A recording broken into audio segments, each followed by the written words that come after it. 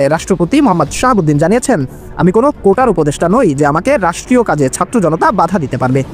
এবার সংবাদ সম্মেলনে এসে হুঙ্কার দিয়ে নিজের বক্তব্য স্পষ্ট করলেন রাষ্ট্রপতি মোহাম্মদ শাহাবুদ্দিন। রাষ্ট্রপতি শাহাবুদ্দিনের উপর পদত্যাগের দাবি ওঠায় এবার মুখ খুলেছেন তিনি। সরকার অনেকটা নিরুপায়, কারণ শাহাবুদ্দিন চুপ্পুকে সরানোর আইনগত কোনো পথই নেই, যে তার ক্রিজে থাকাটাই ইম্পর্টেন্ট। যে কোনো সময় সুযোগ আসতে পারে, ছক্কা হাঁকাইতে পারেন তিনি। আওয়ামী লীগের ফিরে আসার পর পানির মতো পরিষ্কার, হঠাৎ করে ঘটনার একদম 360 ডিগ্রি অ্যাঙ্গেলে ঘুরে গেল। মির্জা ফখরুল তিনি স্পষ্ট ভাষায় অন্তর্বর্তীকালীন সরকার ডক্টর ইউনূসকে 12 ঘন্টার ভিতরে আপনার ডক্টর ইউনূসের যে রায়, সে রায় থেকে ফিরে আসতে হবে। সরকারের সঙ্গে রাষ্ট্রপতির দূরত্ব কতটা ভয়ঙ্কর সেটা আমরা জানি, কিন্তু সেটি আবার স্পষ্ট হয়ে উঠলো এবারের শহীদ দিবসে। উপদেষ্টা পরিষদের মধ্যে কোনো সদস্য, একাধিক সদস্য তার উপরে ভয়ঙ্কর চাপ সৃষ্টি করেছিলেন। শেখ হাসিনা আবারও বাংলাদেশের ক্ষমতায় আসীন হবেন নরেন্দ্র মোদীর সহযোগিতায়। ভারতের সহায়তা ডোনাল্ড ট্রাম্পের সাথে, মার্কিন প্রশাসনের সাথে একটা সুসম্পর্ক তারা গড়ে তুলবে। ফলে ভারতের প্রশ্রয় তারা যেভাবে পাচ্ছেন, শেখ হাসিনা যেভাবে ভারতের প্রশ্রয় পাচ্ছেন, সেভাবে ডোনাল্ড ট্রাম্প শেখ হাসিনাকে প্রশ্রয় দেবেন এবং আবারও তাকে বাংলাদেশের রাজনীতিতে পুনর্বাসিত করবেন। গতকাল আন্তর্জাতিক সংবাদ মাধ্যম দ্য প্রিন্টকে দেওয়া এক সাক্ষাৎকারে রাষ্ট্রপতি মোহাম্মদ শাহাবুদ্দিন জানিয়েছেন, আমি কোনো কোটার উপদেষ্টা নই যে আমাকে রাষ্ট্রীয় কাজে ছাত্র জনতা বাধা দিতে পারবে। এবার সংবাদ সম্মেলনে এসে হুঙ্কার দিয়ে নিজের বক্তব্য স্পষ্ট করলেন রাষ্ট্রপতি মোহাম্মদ শাহাবুদ্দিন। রাষ্ট্রপতি শাহাবুদ্দিনের উপর পদত্যাগের দাবি ওঠায় এবার মুখ খুলেছেন তিনি বলেন, পদত্যাগ করেননি ক্ষমতাচ্যুত প্রধানমন্ত্রী শেখ হাসিনা, তবুও দেশের মানুষের কথা চিন্তা করে অন্তর্বর্তী সরকার গঠন করার সিদ্ধান্ত নিয়েছিলাম। তবে যাদের কথা চিন্তা করে এত কিছু করেছি, তারাই আমাকে এখন রাষ্ট্রীয় কাজে বাধা দিচ্ছে। এদিকে শেখ হাসিনাকে দেশে ফেরাতে রাজপথে নেমেছে আওয়ামী লীগ। আওয়ামী লীগের ফিরে আসার পর পানির মতো পরিষ্কার, এটা বুঝতে হলে আমাদের কিছুদিন আগে যাওয়া লাগবে। আমি সরকার ক্ষমতাচ্যুত হলো, আমি সভানেত্রী ভারতে চলে গেল, তারপরে কিছুদিন অতিবাহিত হয়ে গেল, অনেকের মুখে অনেকভাবে শোনা গেল আওয়ামী লীগ ফিরতে পারবে কি পারবে না, আওয়ামী লীগ ফিরতে আনুমানিক কত বছর লাগতে পারে, নানান ধরনের কথা আমরা শুনলাম। আওয়ামী লীগ ঘুরে দাঁড়াতে পারবে না। তারপরে হঠাৎ করে ঘটনার একদম 360 ডিগ্রি অ্যাঙ্গেলে ঘুরে গেল, যখন আমেরিকার নির্বাচন চলাকালে আমেরিকার নির্বাচনের প্রার্থী আপনার ডোনাল্ড ট্রাম্প একটা টুইট করলো বাংলাদেশকে নিয়ে, যে বাংলাদেশ এখন পরিপূর্ণ বিশৃঙ্খল অবস্থার মধ্যে আছে, এরকম একটা কিন্তু টুইট করছিল। টুইট করার পরে ওই টুইটটা কিন্তু পরিপূর্ণ, ওই মন্তব্যটা আওয়ামী লীগের পক্ষেই গেছে মোটামুটি।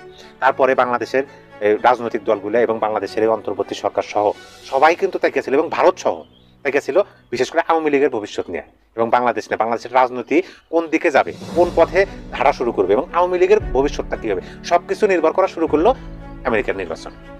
যে আমেরিকান নির্বাচনে যদি ডোনাল্ড ট্রাম্প নির্বাচিত হয় তাহলে একরকম হবে, আর আমেরিকান নির্বাচনে যদি জো বাইডেন নির্বাচিত হয় তাহলে একরকম হবে। এটা কিন্তু সবাই এরকম ধরে নিয়েছে। তারপরে নির্ধারিত সময় নির্বাচন হলো, নির্বাচনে জয় হলো হচ্ছে কারণ ডোনাল্ড ট্রাম্প যখন নির্বাচিত হলো, তারপরে কিন্তু রাজনৈতিক মোড়টা ঘুরে গেল, এবং আওয়ামী লীগের একটা অন্যরকম, আওয়ামী লীগের নেতাকর্মীদের মধ্যে উল্লাস শুরু হয়ে গেল, এবং আওয়ামী লীগ একটা আস্থা পাইল, একটা বিশ্বাস পাইল যে না, আমাদের জন্য একটা ভালো কিছু অপেক্ষা করতেছে। তারপরে কিছুদিন অতিবাহিত হলো, 20 জানুয়ারি ডোনাল্ড ট্রাম্প শপথ দিল। শপথের অপেক্ষায় হ্যান নানান ধরনের গুজব বা নানান ধরনের আলোচনা কিন্তু আমাদের এই সোশ্যাল মিডিয়া রাজনৈতিক মাঠে চলাফেরা করছে।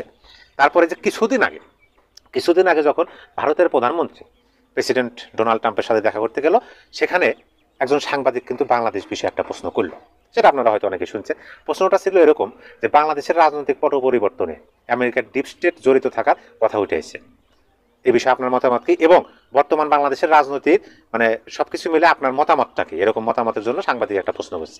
ডোনাল্ড ট্রাম্প কিন্তু সহজ ভাষায়, অনেকে কিন্তু মনে করছিল যে ডোনাল্ড ট্রাম্প একজন খ্যাপাটে মানুষ, তার ঠোঁটকাটা যখন যা মনে আসে তাই বলে দেয়, তাহলে হয়তোবা যেহেতু সে আগে নির্বাচনের আগে টুইট করছে আওয়ামী লীগের পক্ষে গেছে, ওইরকম কিছু হারেঙ্গা মারেঙ্গা ধরেঙ্গা এরকম কিছু বলবো, এবং আওয়ামী লীগের নেতাকর্মীরা লাফালাফি শুরু করবে, আরগুলো ভয়ে কান্নাকাটি শুরু করবে, অথবা আওয়ামী লীগের নেতাকর্মীরা কান্নাকাটি শুরু করবে, আরগুলো লাফালাফি শুরু, এরকম কিন্তু অনেকে আশা করছিল। কিন্তু তারা হচ্ছে বিশ্ব নেতা, যতই ঠোঁট কাটা হোক তারা কিন্তু সময় মতো সময়ের কথাটাই বলে। দেখেন, তিনি প্রশ্নের উত্তরে বলল যে আমেরিকার ডিপ স্টেট এর সাথে কোনো জড়িত না, ওই টাইমে কিন্তু পরবর্তীতে অবশ্য বলছে যে আমেরিকার 29 মিলিয়ন মার্কিন ডলার খরচ করছে বাংলাদেশের রাজনৈতিক পট পরিবর্তনের জন্য, বাংলাদেশের রাজনৈতিক স্থিতিশীলতার জন্য, এটা পরে বলছে। কিন্তু ওই মিটিং এর কথা আমি বলতেছি, তিনি বললো যে আমেরিকার ডিপ স্টেট জড়িত না, 1 নম্বর। আর 2 নম্বর, বাংলাদেশের রাজনৈতিক বিষয় নিয়ে তিনি বললো যে ওখানে আমি এই বিষয়টা পরিপূর্ণ প্রধানমন্ত্রীর হাতে ছেড়ে দিতেছি, অর্থাৎ নরেন্দ্র মোদীর কথা বললো, নরেন্দ্র মোদীর হাতে ছেড়ে দিতেছি। তারা প্রকৃতপক্ষে বলতে গেলে শত শত বছর ধরে এই বাংলাদেশের সংস্কৃতি রাজনৈতিক বিষয় নিয়ে তারা অনুসন্ধান চর্চা করতেছে, তো এই বিষয় সেই দেখবো, পরিপূর্ণ কিন্তু তার হাতে ছেড়ে দেবো। বাংলাদেশের বিষয়টা কিন্তু অনীহা প্রকাশ করে। এই নিউজটা বাংলাদেশে কয়েক রকম ভাবে প্রচার হলো, যে আমেরিকা ডোনাল্ড ট্রাম্প মোদীকে বাস দিল, আমি আওয়ামী লীগকে বাস দিল, মানে এরকম ভাবে আবার বলতেছে যে না বাংলাদেশে মোদির হাতে ছেড়ে দিছে, এরকম নানান ভাবে প্রচার হলো। কিন্তু মূল বিষয়টা দেখেন, এখানে কিন্তু ওইটাই সত্য যে বাংলাদেশ বিষয়ে আমি কোনো কথা বলবো না, আমার বন্ধু আছে, প্রধানমন্ত্রী আছে, তিনি যা করেন তাই, মানে পরিপূর্ণ বাংলাদেশের রাজনৈতিক বিষয়টা কিন্তু মোদির হাতে ছেড়ে দিল। ছেড়ে দেওয়ার পরে এই জায়গা হচ্ছে পয়েন্ট, আওয়ামী লীগের ফিরে আসার পথ একদম পানির মতো পরিষ্কার নাকি একদম ঘোলাইটে কাদাযুক্ত পানির মতো, এইটা এই জায়গায় কিন্তু পয়েন্টটা এই জায়গায় এখন পরিপূর্ণ। অর্থাৎ এই বাংলাদেশের রাজনৈতিক যে যাই হোক, রাজনৈতিক ময়দানে যাই হোক, সেটা কিন্তু আমেরিকা দেখবো হচ্ছে ভারতের চোখে, ভারতের চোখে কিন্তু দেখবো। আবার পদ্মার আড়ালে যে বৈঠক হয়েছে সেই বৈঠকে কিন্তু ভারতের প্রধানমন্ত্রী এবং ভারতের জনগণের যে উদ্বেগ আছে বাংলাদেশের বর্তমান পরিস্থিতি, সেটা আবার জানাইছে। তার মানে আমেরিকা পরিপূর্ণ বাংলাদেশের রাজনৈতিক বিষয়টা দেখবে এখন ভারতের চোখে। তাহলে ভারত আওয়ামী লীগকে কোন চোখে দেখতেছে, এইটা গুরুত্বপূর্ণ। আওয়ামী লীগের ফিরে আসার পথ পানির মতো পরিষ্কার নাকি ঘোলাইটা, এইটা বুঝতে হলে ভারত কোন চোখে আওয়ামী লীগকে দেখতেছে। এটা দেখেন, আরো একটু অতীতে যান। 5ই আগস্টে যখন আওয়ামী সভানেত্রী ভারতে চলে গেল, চলে যাওয়ার পরে তখন কিন্তু ভারতের যে স্বরাষ্ট্রমন্ত্রী তিনি পার্লামেন্টে বললো, যাওয়ার পরে কিন্তু ভারতের যতগুলো রাজনৈতিক দল আছে সবগুলো কিন্তু কথা বলা শুরু করলো, তাকে কেন আশ্রয় দেওয়া হলো, কি কোন প্রোটোকলে কিভাবে আশ্রয় দেওয়া হলো, কোন নিয়মে আশ্রয় দেওয়া হলো, তাকে আশ্রয় দেওয়া ঠিক হয় না, আবার অনেকে বলছে ঠিক হয়েছে, এরকম নানান কথা কিন্তু উঠছিল। ওঠার পরে যখন সংসদে কথা হলো, সংসদে বললো যে নিরাপত্তাজনিত কারণে তাৎক্ষণিকভাবে আমাদেরকে জানানো হয়েছে, আমরা তাৎক্ষণিকভাবে তাকে আশ্রয় দিছি। এখানে কিন্তু পালিয়ে আইছে বা পলায়ন করছে এরকম কোনো কথা, নিরাপত্তাজনিত কারণে কিন্তু তাদেরকে আশ্রয় দিচ্ছে। তারপরে দেখেন এখনকার পরিস্থিতি, দেখেন আওয়ামী লীগের ফিরে আসার পথ পরিষ্কার নাকি এখনকার পরিস্থিতি হলো যে ভারতের কিন্তু প্রত্যেকটা রাজনৈতিক দল, আগে বিভিন্ন বিভিন্ন মতামত ছিল, বিজেপি তৃণমূল এগুলো আলাদা আলাদা মতামত ছিল তার শেখ হাসিনাকে আশ্রয় দেওয়া নেওয়া নিয়ে, এখন সবাই কিন্তু এক, এবং ভারতের প্রত্যেকটা মানে ব্যক্তিও এক, মানে তাদের শেখ হাসিনাকে আশ্রয় দিচ্ছে, ভালো করছে এরকম এক। তার মানে হলো সমস্ত ভারত এখন আওয়ামী লীগের পক্ষে এবং চাইতেছে যে আওয়ামী লীগের একটা পুনর্বাসন হোক, আওয়ামী লীগের মানে একটা সিস্টেমের একটা হোক। তার মানে আমেরিকা পরিপূর্ণ মানে সবকিছু আমেরিকা দেখতেছে ভারতের চোখে, আর ভারত আপনার আওয়ামী লীগের পক্ষেই আছে মোটামুটি, আর আপনার ভারত আওয়ামী লীগের মানে পক্ষেই আছে। সেই হিসাবে আমার কাছে মনে হলো যেহেতু আমেরিকা নরেন্দ্র মোদীর হাতে ছেড়ে দিচ্ছে বিষয়টা, যে আপনি দেখেন আসলে পরিস্থিতি কি, সত্য মিথ্যা কোন দিকে যাইতেছে, আসলে কি হওয়া উচিত আপনি দেখেন, ওই বিষয়ে আমার কোনো চিন্তা ভাবনা না, আমার চিন্তা আমাকে নিয়ে এরকম। তখন নরেন্দ্র মোদীর সাথে তো আপনার শেখ হাসিনার ভালো সম্পর্ক, অবশ্যই শেখ হাসিনার ক্ষতি হোক বা আওয়ামী লীগের ক্ষতি হোক সেরকম নরেন্দ্র মোদী আমার মনে হয় চাবে না। সেই হিসাবে আওয়ামী লীগের ফিরে আসার পথ কিন্তু পরিষ্কার। এখন কবে কখন এটা তো আমরা গণব না, কিন্তু ফিরে আসার পথটা পরিষ্কার আছে। মির্জা ফখরুল তিনি স্পষ্ট ভাষায় অন্তর্বর্তীকালীন সরকার ডক্টর ইউনূসকে একটা বার্তা দিলেন, কিংবা একটা আলটিমেট আপনি বলতে পারেন। সেটি হচ্ছে 12 ঘন্টার একটা আলটিমেটাম। 12 ঘন্টার ভিতরে আপনার ডক্টর ইউনূসের যে রায়, সে রায় থেকে কি ফিরে আসতে হবে, কেন ফিরে আসতে হবে, এবং এই অন্তর্বর্তীকালীন সরকার হঠাৎ করে তিনি কি রায় দিলেন, আর আপনার এই কি বলে মির্জা ফখরুল সাহেব তিনি বা এই 12 ঘন্টার আলটিমেটাম তিনি কেন দিলেন।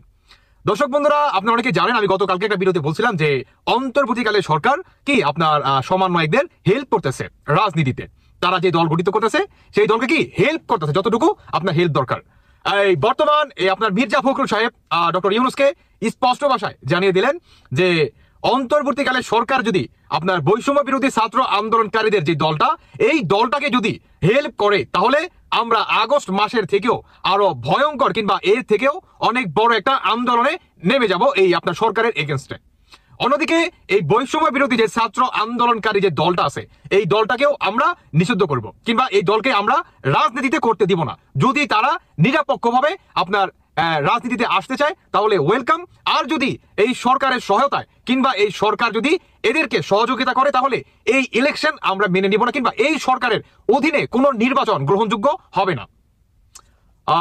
খেলা জমে গেছে না, খেলা একদম পুরো জমে ক্ষীর। আওয়ামী লীগের একজন নেতা বলেন বা আওয়ামী লীগের লোক বলেন, তিনি ডক্টর ইউনূসের রাষ্ট্র ক্ষমতার মধ্যখানে বসে আছেন। তিনি হচ্ছেন প্রেসিডেন্ট শাহাবুদ্দিন চুপ্পু। এখন তিনি কিভাবে আছেন, তার থাকার দরকার আছে কি না, নাকি চলে যাবেন, এটা নিয়ে বিভিন্ন ধরনের কথাবার্তা আছে খোদ আওয়ামী লীগের মধ্যে। কেউ কেউ বলছেন মানে তিনি আছেন অনর্থক এখানে বসে আছেন, আবার কেউ কেউ বলছেন না, থাকার দরকার আছে। এখন সরকার এবং এই যে বৈষম্য বিরোধী ছাত্র আন্দোলনের নেতারা তারা চেষ্টা করেছে যে শাহাবুদ্দিন চুপ্পুকে কিভাবে সরানো যায়।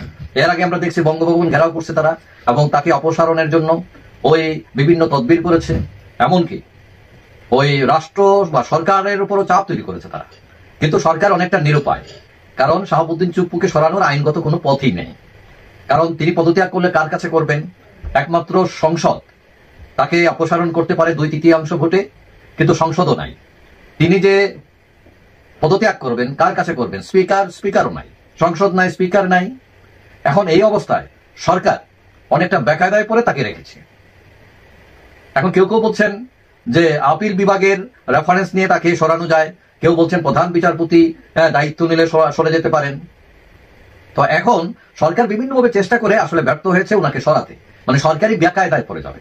আবার কেউ কেউ বলছেন যে বেকায়দায় পড়ার কি আছে, কারণ সরকারেরই তো বৈধতা নাই, সুতরাং তারা যা করবে সেটাই ঠিক আছে, ব্যাপারটা এরকম। এখন আওয়ামী লীগের কেউ কেউ বলছেন তাকে তিনি দায়িত্ব ছেড়ে দেন না কেন। এখন যারা বলছেন ছেড়ে দেন না কেন, এখন জেলের পাটটা কি তিনি খাবেন? কারণ তিনি যদি ছেড়ে দেন, এটা ধরে নিতে পারেন সরকার তাকে জেলে ঢুকাবে। এবং কেউ কেউ বলছেন, আওয়ামী লীগেরই কেউ কেউ বলছেন, মানে তার এই পদে থাকলেই ভালো, মানে ভবিষ্যতে কাজে দিতে পারে। কারণ খেলার শেষ গুরুত্বপূর্ণ অংশ হলো শেষ লাস্ট ইনিংস। এখন তখন তিনি ছক্কা হাঁকাইতে পারেন, সুযোগ আসতেও পারে। এখন উইকেট হারানোর চেয়ে উইকেটে টিকে থাকাটা অনেক ইম্পর্টেন্ট, কারণ রান আসতে পারে যে কোনো সময়। সুতরাং কেউ কেউ মনে করেন যে তার ক্রিজে থাকাটাই ইম্পর্টেন্ট, যে কোনো সময় সুযোগ আসতে পারে, ছক্কা হাঁকাইতে পারেন তিনি। সরকারের সঙ্গে রাষ্ট্রপতির দূরত্ব কতটা ভয়ঙ্কর সে তো আমরা জানি, কিন্তু সেটি আবার স্পষ্ট হয়ে উঠলো এবারের শহীদ দিবসে। এবং এবারের শহীদ দিবসটা নিশ্চয়ই অন্য মাত্রা নিয়ে আমাদের সামনে এসেছিল, নানান ধরনের ঘটনা ঘটেছে। রাষ্ট্রপতির কথা যদি বলতেই হয়, আমরা নিশ্চয়ই খেয়াল করেছি 21-এর প্রথম প্রহরে যেই প্রথা হয়ে আসছিল, স্বাভাবিকভাবে রাষ্ট্রপতি এবং প্রধানমন্ত্রী একসাথে শহীদ মিনারে শ্রদ্ধা জানান, কিংবা শহীদ বুদ্ধিজীবী দিবসেও তারা প্রথম প্রহরে শ্রদ্ধা জানিয়ে আসছিলেন। কিন্তু এবার তার ব্যত্যয় ঘটেছে। আমরা নিশ্চয়ই দেখেছি রাষ্ট্রপতি শাহাবুদ্দিন চুপ্পু এবং প্রধান উপদেষ্টা ডক্টর মোহাম্মদ ইউনূস একসঙ্গে কিন্তু শহীদ মিনারে ফুল দেননি, শ্রদ্ধা জানাননি। প্রথমে দেখলাম রাষ্ট্রপতি শ্রদ্ধা জ্ঞাপন করলেন, মাত্র 2 মিনিটের জন্য তিনি সেখানে উপস্থিত ছিলেন। তারও বেশ কিছুক্ষণ পর শ্রদ্ধা জানাতে এলেন প্রধান উপদেষ্টা ডক্টর মোহাম্মদ ইউনূস। কেন এই ব্যত্যয়টি ঘটল?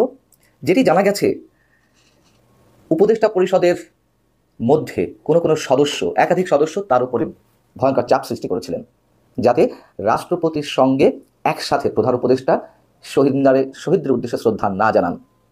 এবং এই চাপ প্রয়োগের কারণ কি, সে সম্পর্কে নিশ্চয়ই কোনো ধরনের বিবৃতি সরকারের পক্ষ থেকে আসেনি, আশাটাও আমরা আশা করি না যে তারা এমন কিছু বিবৃতি দিয়ে জানাক, সেটি তো বলাই বাহুল্য। কিন্তু কী কারণে এটি করা হয়েছে সেটা আমরা বুঝতে পারছি। প্রশ্ন হচ্ছে যে এটি কি করার খুব বেশি প্রয়োজন ছিল? রাষ্ট্রীয় যে আচারগুলো সেগুলো প্রকাশ্যে থাকলে সমস্যা কী ছিল? এবং এইটা যে দৃশ্যমান করা হলো, কাদেরকে খুশি করা হলো?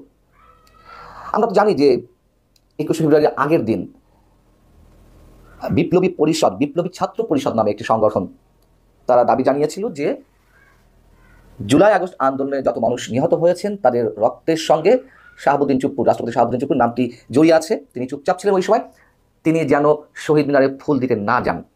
এবং এ নিয়ে নিশ্চয়ই একটি টেনশন সরকারের মধ্যে ছিল বা আইন শৃঙ্খলা রক্ষাকারী বাহিনীর মধ্যে ছিল। তারপরও তিনি গেছেন, না যাওয়াটা নিশ্চয়ই অন্য ধরনের কোনো সিনারিও আমাদের সামনে উপস্থিত হতো। কিন্তু ডক্টর মোহাম্মদ ইউনূস তাহলে কি সত্যি সত্যি রাষ্ট্রপতিকে বয়কট করলেন? এবং এই যে বিষয়টি দৃশ্যমান হলো, তাতে কি সরকারের জন্য বিষয়টি খুব ভালো হলো? রাষ্ট্রপতিকে সরকার চায় কি না চায় সেটি অন্য বিষয়। এবং বৈষম্যবিরোধী ছাত্র আন্দোলনের নেতাদের পক্ষ থেকে যে একটা মব ক্রিয়েট হলো রাষ্ট্রপতিকে অপসারণের বিষয়ে, আপাতত সেটি খানিকটা ম্রিয়মাণ অবস্থা আছে বা একটু ধামাচাপা পড়ে গেছে। কিন্তু নতুন করে আবার এইগুলো করার কি অর্থ থাকতে পারে?